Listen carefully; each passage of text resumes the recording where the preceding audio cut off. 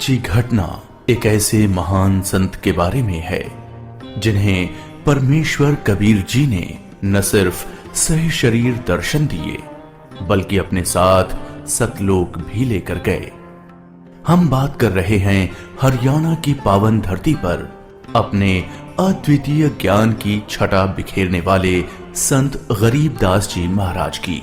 संत गरीबदास जी महाराज का जन्म हरियाणा के जिला झज्जर गांव छोड़ानी में सन 1717 में जाटों के एक प्रसिद्ध धनखड़ परिवार में पिता श्री बलराम जी और माता श्रीमती रानी देवी जी के यहाँ हुआ था। गांव छोड़ानी में गरीबदास जी महाराज का नानका है। गरीबदास जी गांव करौथा जिला रोहतक हरियाणा के रहने वाले धनखड़ गोत्र के थे। इनके पिता श्री बलिराम जी का विवाह गांव छोड़ानी में शिवलाल सिहाग की बेटी रानी देवी से हुआ था। श्री शिवलाल जी का कोई पुत्र नहीं था, इसलिए श्री बलराम जी को घर जमाई रख लिया गया था। गांव छोड़ानी में रहते 12 वर्ष हो गए थे तब संत गरीबदास महाराज जी का जन्म गांव छोड़ानी में हुआ था। श्री शिवलाल जी के पास 2500 बीघा जमीन थी, जिसके वर्तमान में 1400 एकड़ जमीन बनती है। उस सारी जमीन के वारिस श्री बलराम जी हुए तथा उसके पश्चात उनके इकलौते पुत्र संत गरीबदास जी उस सर्व जमीन के वारिस हुए। गरीबदास जी बचपन से ही अन्य ग्वालों के साथ गौ चराने जाते थे। कबलाना गांव की सीमा से सटे नला नामक खेत में 10 वर्ष के बालक गरीबदास जी जांडी के पेड़ के नीचे प्रातः 10 बजे अन्य ग्वालों के साथ जब भोजन कर रहे थे, तभी वहां से कुछ दूरी पर सत्य पुरुष कबीर साहिब जिंदा महात्मा के रूप में सतलोक से अवतरित हुए। गरीबू, सूरज सर पर आने वाला है, चलो हम सभी भोजन कर लेते हैं। हाँ चलो। हाँ, चलो चलो चलो उस जांडी के पेड़ के नीचे बैठते हैं। आ जाओ चलो चलो चलो। अपनी पोटली खोलते हैं। देखो तो सही मेरी पोटली में क्या है आज। लो गरीबू, तुम भी खाओ इसमें से। हाँ।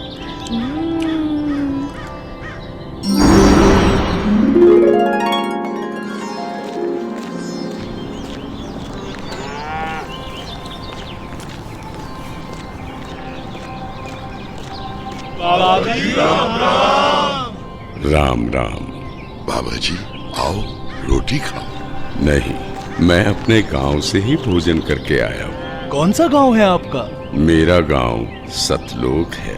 रोटी नहीं खाओगे तो दूध तो पीना ही पड़ेगा। हम साधु संतों को और अपने अतिथि को बिना कुछ खाए पिए जाने नहीं देते। हाँ हाँ बाबा जी, दूध पीना तो आपको स्वीकार करना ही पड़ेगा। ठीक है, मैं आपका आतिथ्य स्वीकार करूंगा, पीऊंगा दूध, लेकिन वो दूध कुंवारी गाय का होना चाहिए। कुंवारी गाय? कुंवारी गाय? ये कैसे हो सकता है? दूध कैसे दे सकती है? बाबा जी, आप दूध पीना नहीं चाहते, इसलिए आप मजाक कर रहे हो। ऐसी बात नहीं है, मैं कुंवारी गाय का दूध पीता हूँ, इसलिए अगर आप मुझे कुंवारी गाय का दूध पिला सकें तो मैं आपका दूध स्वीकार कर लूंगा।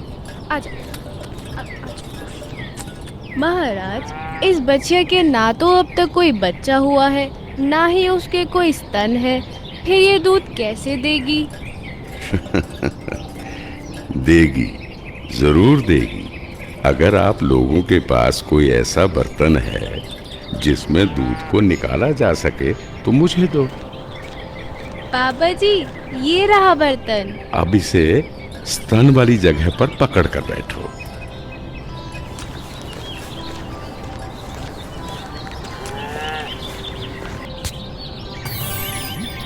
आश्चर्य, और आश्चर्य, ऐसा कैसे हो सकता है? कुंवारी गाय दूध दे रही है। ये लो महाराज जी, ये तो आप ही का चमत्कार है। कृपा करके आप दूध पी लो।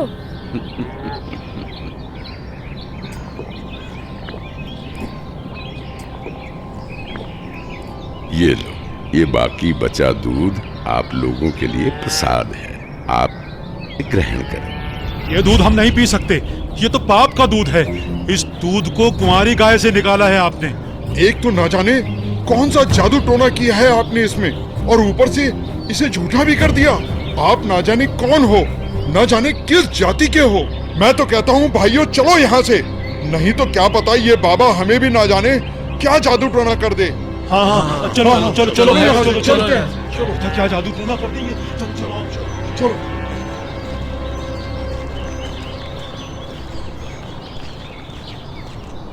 लाओ भगवान, ये प्रसाद मुझे दे दो, फिर ना जाने कब आपका बनाया हुआ प्रसाद नसीब हो।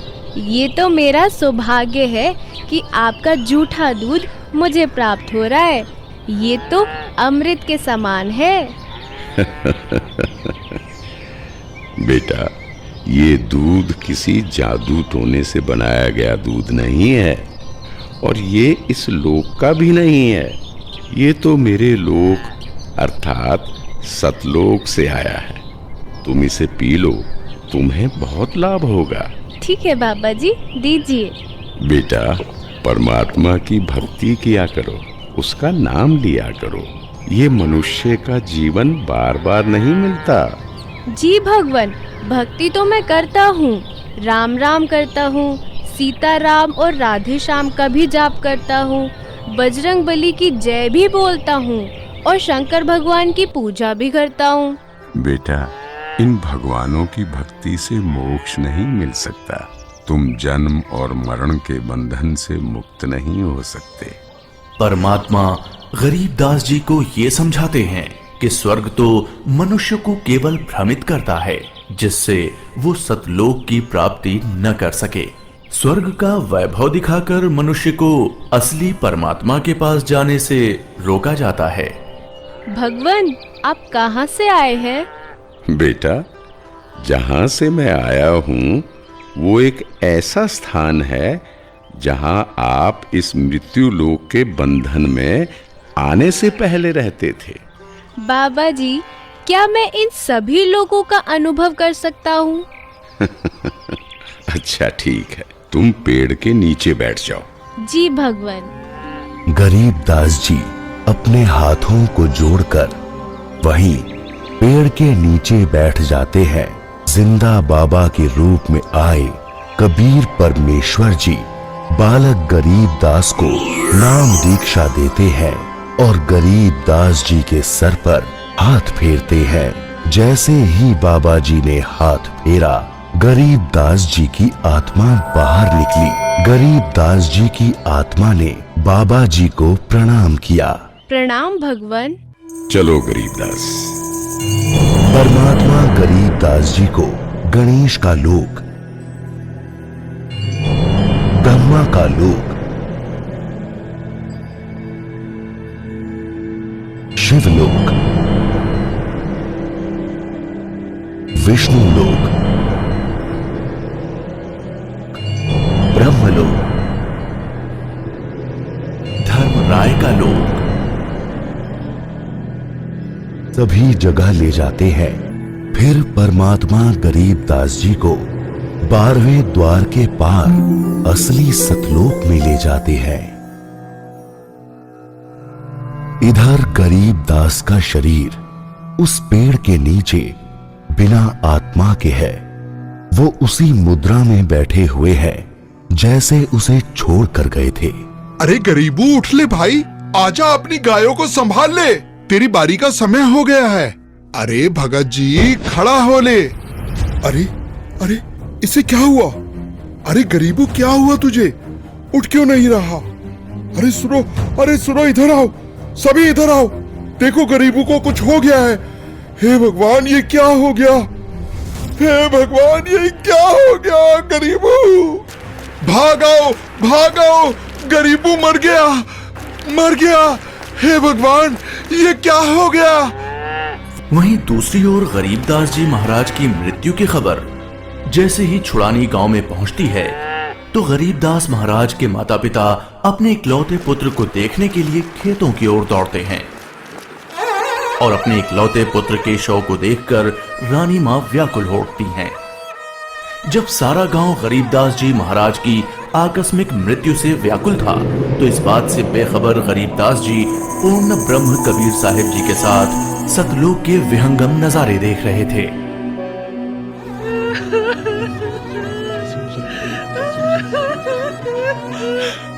गरीबों को उसी पाखंडी बाबा ने दूध पिलाकर मारा है। हाँ, उसी ने कुछ जादू टोना किया है। देखो ना, गरीबों की माँ का रो रो कर बुरा हाल हो गया है। हे भगवान, कितना सुंदर लोक है। ये महल किसका है? ये महल तो करोड़ों सूर्यों के तेज से भी अधिक तेज वाले परमात्मा का है। चलो अंदर चलो। इसका मतलब ये बाबा जी जो मुझे यहाँ सतलोक लेकर आए हैं वो भगवान के सेवक है। असली भगवान तो ये है। मुझे इन्हीं सिंहासन पर बैठे हुए परमात्मा की पूजा करनी चाहिए। आखिर ये कैसी माया है? बाबा जी पर तो खुद परमात्मा ही चावर कर रहे हैं।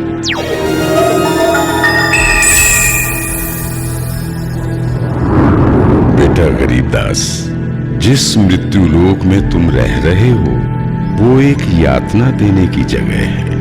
वो तुम्हारे लिए एक कारागार है। वहाँ कोई भी जीव सुखी नहीं है। चाहो तो नीचे मृत्यु लोक की तरफ देख लो।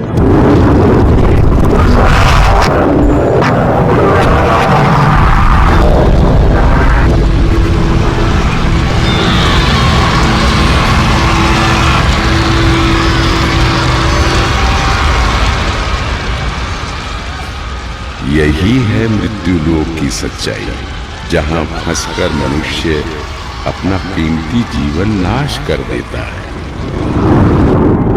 और कर्म कांडों में फंसा रहता है। बेटा, मृत्यु लोक पर तत्वज्ञानी संत की कृपा से मुक्ति पाकर तथा मृत्यु लोक के अलावा यमलोक, स्वर्गलोक, विष्णु लोक, शिवलोक, ब्रह्मलोक जैसे जिन 21 ब्रह्मांड के लोकों में तुम गए हो, वहां से भ्रमित हुए बिना जो भी जीवात्मा सतलोक में आती है, तो सतलोक में खाली पड़े महलों में वो बिना किसी भेदभाव के रहते हैं। धरती पर वो चाहे राजा हो, रंक हो, नीची जाति में जन्म हो या उच्च जाति में, यहाँ सतलोक में सबके लिए एक समान व्यवहार है। यहाँ कोई जन्म मरण नहीं है, वृद्धावस्था नहीं है, ना ही कोई बंधन है। बेटा गरीबदास, तुम्हारा स्थान भी यही सतलोक है। बेटा गरीबदास, जाओ, अब तुम मृत्यु लोक में वापस जाओ। परमात्मा, मैं उन सभी लोगों की सच्चाई जान गया हूँ। कृपा करके आप मुझे वहाँ वापस ना भेजो। बेटा, तुम ऐसे यहाँ नहीं रह सकते, क्योंकि जब आप यहाँ से गए तो आप पुण्यों से परिपूर्ण थे। तो इसलिए तुम जब उस लोक में उतने ही पुण्यों से परिपूर्ण हो जाओगे, तभी इस लोक में वापस आ सकोगे और एक स्थायी स्थान को प्राप्त कर सकोगे। बेटा, मैं तुम्हें एक ऐसी अनमोल भक्ति दूंगा जिसके साथ तुम नीचे मृत्यु लोक में जाओगे और वहां थोड़े ही प्रयास में पुण्यों से धनी हो जाओगे। नीचे जाकर मेरे ज्ञान का प्रचार करो, सच्चे परमात्मा के बारे में लोगों को बताओ। वहां रहने वाले तुम्हारे सभी भाई बहन यहीं से गए हैं और काल के जंजाल में फंसकर गलत रास्ते पर चल रहे हैं। जी भगवान। इधर दूसरी तरफ गरीबदास जी के परिजन उनके शरीर को लेकर अंतिम संस्कार की क्रिया करने लगे। प्रपटन वो परलोक है जहाँ अदली सतगुरु सार, भक्ति हेत से उतरे पाया हम दीदार। बेटा, तुम्हारी तो मृत्यु हो गई थी। नहीं पिताजी, मेरी मृत्यु नहीं हुई थी। जो बाबा जी हमारे पास आए थे वो तो साक्षात कबीर भगवान थे। वो मुझे अपने सतलोक ले गए थे। सतलोक? हाँ, सतलोक जो सभी लोकों से ऊपर है, वही हमारा असली घर है। वहाँ जाकर मुझे पता चला कि कबीर भगवान ही इस संपूर्ण ब्रह्मांड, संपूर्ण जगत के मालिक हैं और वही असली परमात्मा है। बोलो कबीर भगवान की जय। अजब नगर में ले गया हमको सतगुरु आन, झिलके बिंब अगाध गति वहाँ सोते चादर तान। अनंत कोटि ब्रह्मांड का एक रति नहीं भार, सतगुरु पुरुष कबीर है कुल के सृजनहार।